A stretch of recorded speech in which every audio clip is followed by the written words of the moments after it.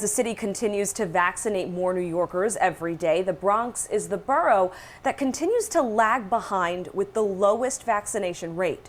Congressman Ritchie Torres blames this on what he calls the digital divide. News 12's Michelle Ross spoke with him. The racial disparities in vaccination rates, for me, is more a consequence of vaccine access than vaccine hesitancy. And one of the greatest barriers to vaccine access is the digital divide. Congressman Ritchie Torres first speaking about this on CBS's Face the Nation, saying the lack of internet access in the Bronx is to blame for the lowest vaccination rates across the city.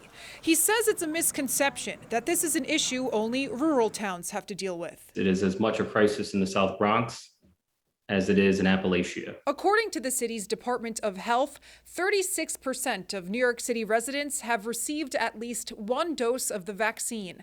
The Bronx trails at 31%. Compare that to Manhattan's 44%. If you have no internet access at home, then you have less information about vaccination sites and you have no ability to participate in an online registration system. And it's not only impacting vaccination rates. When COVID-19 forced the transition from in-person learning in schools to remote learning, it was discovered that not every child has access to the internet.